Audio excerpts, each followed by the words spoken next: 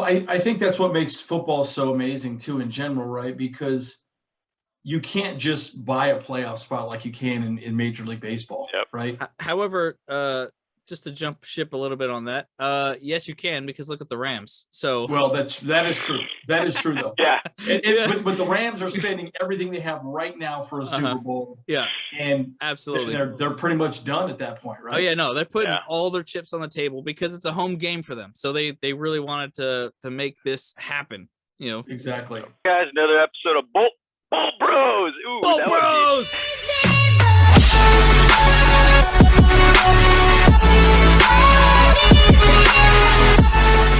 So let's talk about the Chiefs and see what they're all about.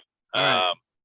Well, we know where they were at and how far they got to this season, and you know, it's crazy stat about that game. I think it was Patrick Mahomes' quarterback rating was, I think, 140s ish.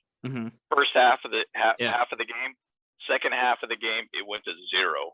Yeah, and it was like a tale of two halves of a game, and it was like just lights out one half, and then a complete just drop off in the second half. Literally terrible play. What happened? What happened that the Bengals just all of a sudden like prayed to the gods of football, and they just had his money, you know, like had his number, and I don't even know, dude. Or did he just like drink some pickle juice and just forget, you know, how to be Patrick? No, you know, he forgot to put ketchup on his steak. That's what he forgot to be Patrick. Yeah, that's it. he ate some Whataburger at halftime, and it made him like a little bit like he loves his Whataburger, huh? Yeah, he loves his Whataburger, dude. He got tired. He's like, oh man, shouldn't have got an extra burger or whatever at halftime. Oh man. But man, it was something else to see that. And the one thing that's interesting to me about, and obviously we all know what Patrick Mahomes' contract is, the $500 million contract, is that his cap number in 2022 is $35.7 million. And then it's $46.7 million in 2023. Woo. That is a lot of money, guys. So what does that mean for these other players that are looking to be able to get paid? How are you going to be able to like function a competitive product for the next 5, 6, 7? Maybe I'm saying for too long of a period, but let's just say for 7 more years of his contract or something like that. How are you going to navigate that? Like, how are you going to make that happen? I mean, even with next year, their salary cap going into 2022 is only $14.5 million to spend. Yeah, right. So now there could be cuts, there could be shifting around, renegotiation of contracts, but that Patrick Mahomes contract is not a favorable contract to be able to make sure you have a very competitive team. Now, you just got to draft properly, I guess, to be able to kind of fill in those holes and those gaps. But that's hard. That's hard to look at those kind of numbers and think, man, can we be competitive? Like, you know, this is the 4th time that they have gotten to the AFC Championship, and you know, obviously 3 of those they ended up getting to the Super Bowl, only winning 1 Super Bowl. Yeah. So you start thinking about, like, is that $500 million contract paying out enough for us too? You know, I mean, 1 Super Bowl is nice, but you know, they could have legitimately had a couple more Super Bowls or potentially won a couple more Super Bowls. And you start thinking that $500 million is actually pretty good. Right. But I don't know. I mean, how is this team going to shape up in the next couple of years with not much money to spend? I memean, obviously we've seen this story happen before, and typically it's not going to end well, you know? I mean, it's because if they can spend a lot of money on one player, but if that one player is the best you got, then I mean, it's not going to end well. I mean, Tom Brady, as much of a legend as he is, he actually intentionally did not take very large contracts because he knew that he needed to pay for other players to be there for him to actually throw the ball to protect him, to run the ball when he needs to, like obviously on the rare occasion, to fake out the defense and stuff like that. But it's going to put him in a pickle, and there's a lot of teams that are in this same pickle. Like which makes me wonder too. Like, I mean, how are the players actually feeling about this in general? Because obviously a lot of people are expecting these fat contracts, but now salary caps are not going to allow them to pay or to get paid what they want to play for, you know? Yeah. So that's a big question. And but I think that's what makes football so amazing too in general, right? Because you can't just buy a playoff spot like you can in Major League Baseball, right? However, just to jump ship a little bit on that, yes, you can, because look at the Rams. So well, that is true. That is true, though. But the Rams are spending everything they have right now for a Super Bowl. Yeah, and absolutely, they're pretty much done at that point, right? Oh yeah, no, they're putting all their chips on the table because it's a home game for them. So they really wanted to make this happen. Exactly. Right. Exactly. Well, and the crazy thing is, though, their whole future of their franchise through draft picks is pretty much gone for the next. Well, it's been for basically the last 4 or 5 years or whatever it's been. Right. I mean, they've gotten to now 2 Super Bowls, but they haven't won one yet. So we'll see what happens with this upcoming Super Bowl. Yeah. But yeah, that's the truth. That's the truth. The Rams have really gone and throw out everything out there and made it all happen. They're like, we are going to find a way to win a Super Bowl. Exactly. And and I don't mind the aggressiveness of a team to do that. Like, heck, man, like I would love for the Chargers to do that. Come on, man. Like Spanos, come on. You guys got like 70 mil to spend this year. Let's get that ring, baby. We got it this year. Let's do this. Oh. Hey, honestly, I don't think they're far off. I think they just have a couple of things. If they make the right moves, I think they could definitely get to that point. And so I think it's close. I think it's very close. But with the Chiefs, I mean, they have put a lot of people out there and paid a lot of people on their team. I was actually just looking at 2022. You got Frank Clark, who's got 26.3 million cap number on there. He could be cut and save 12.7. Tyreek Hill probably never going to get cut because he's too good. But they need him. Patrick Mahomes needs him to throw to, and same with 100%. Same with Travis Kelce. Like those two are clutch for him. Yeah. So, Yep. So it's going to be an interesting thing with them just in the long term, and I even think a little bit sometimes about Andy Reid in general, like health and such to him, because I know. There was that scare, there was a little bit of a scare there too. I do think that he's been coaching for a really, really long time. He's been a head coach since '99 with the Eagles and now the Chiefs. That's a long time, and even before that, he's been basically coaching since '83.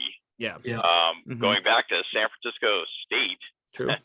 And you start thinking like, at some point they just want to have some life after this. Football craziness, and to be able to get back to where they, family or whatever it might be, they start making a decision about, is it good for me to be able to stay in this for 5-10 more years or whatever it is. Well, maybe that's the next thought, is that you'll have Eric Bieniemy take over, right? Maybe he's the successor. The interesting thing is I keep looking.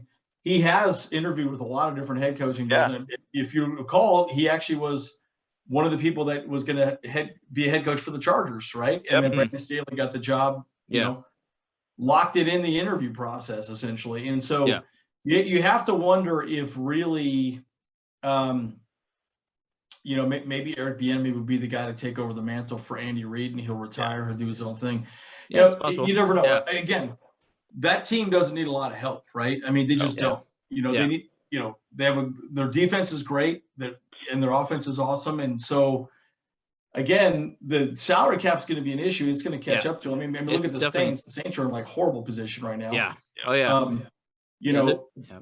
But again, and also you have to take a look at it too. I mean, another team that we've already discussed quite a bit too is the Packers, right? Packers probably cannot afford.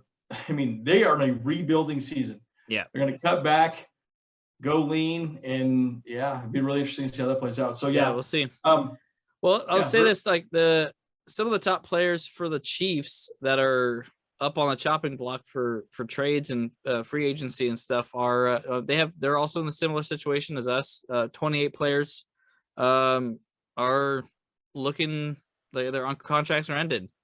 Interesting. One of the biggest one is Tyrann Mathieu. Yeah. So he's obviously he's the biggest valued person on there. Yep. And he's definitely expressed that he wants to continue to play for Kansas City.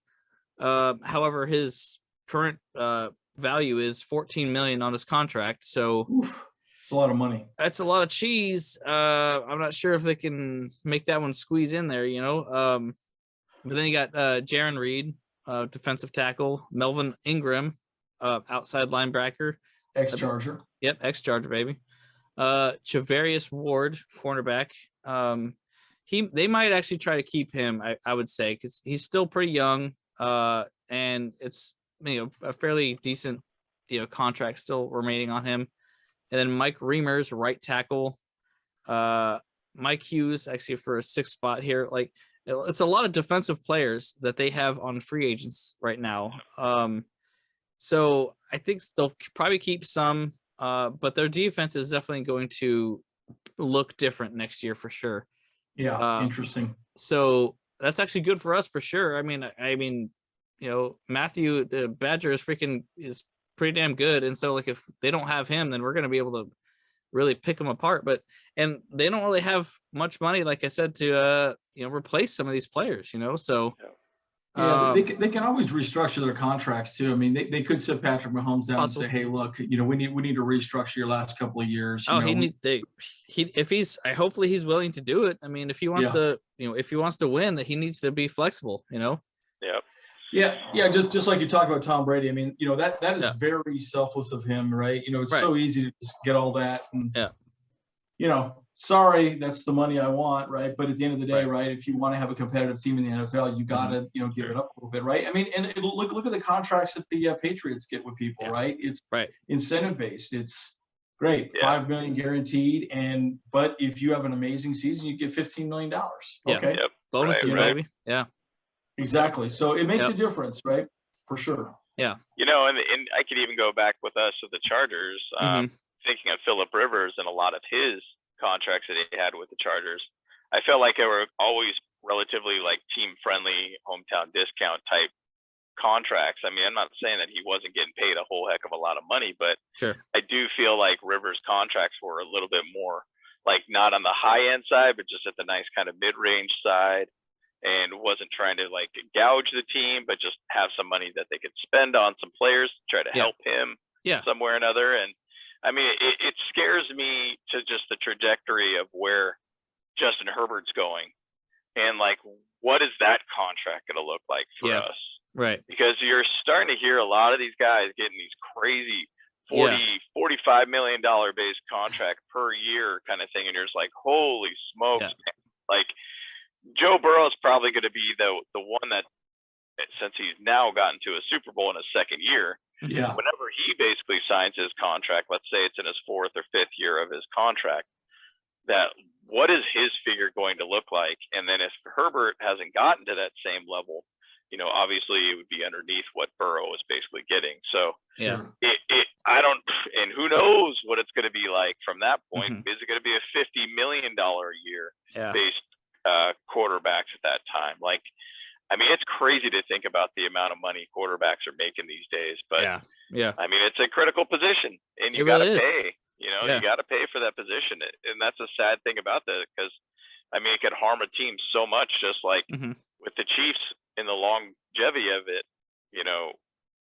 Patrick Mahomes might be just him dang near on the team with just a bunch of scrubs eventually at some point, Yeah, he just got a bunch of bums around him, like just like got some baggers from the KC streets. And it's like, I played high school and like football in in the 90s, so I'm gonna go out there and play with the. Sounds like you got like Al Bundy out there. Yeah, you got Al Bundy or something. Bunch of Al Bundys. That's what I'm saying, man. 4 touchdowns in a single game. That's right. Yeah, dude. Come on now. Yeah, that's gonna be it, man. That's the future. I predict it.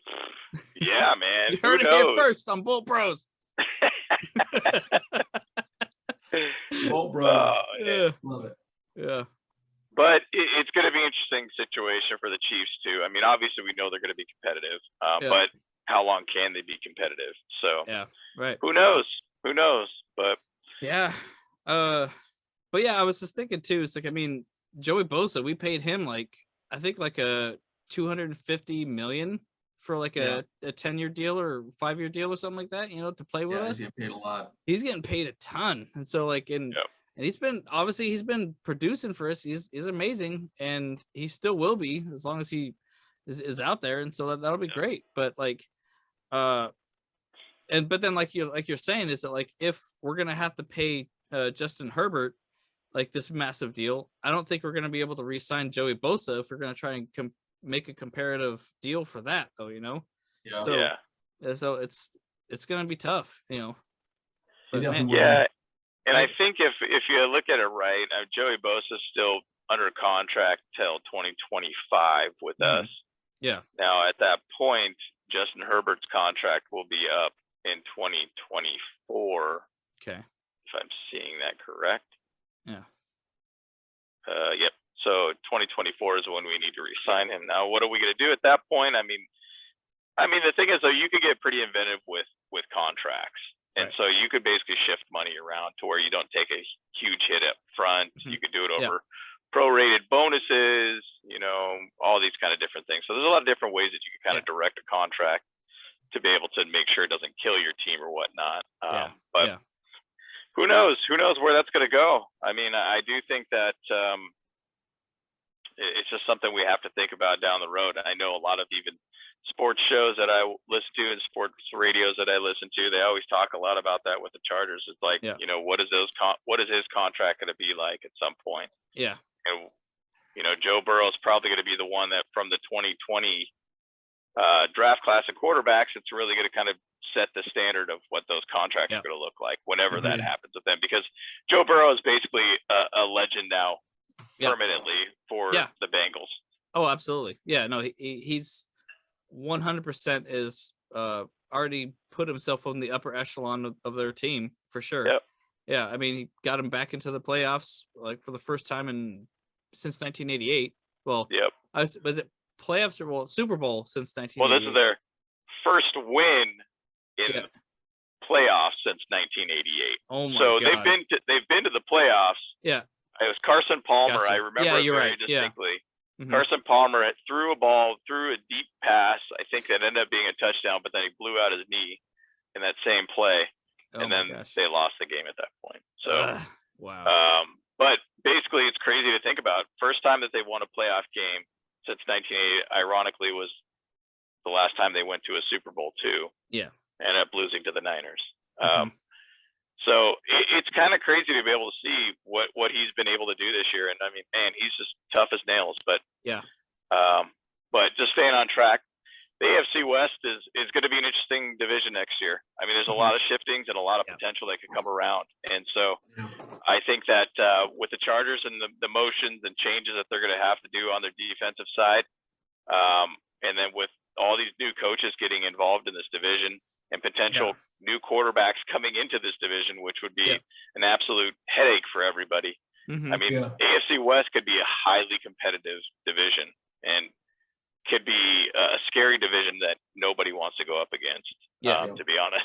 So, it's going to be a fun one next year, but we'll see. Buckle up, dude. Off season's among us. Off season is among us. Absolutely. I think to wrap up, you know, the future's bright. You know, watch these videos, guys. Definitely subscribe. And you know, Bull Bros are here for you.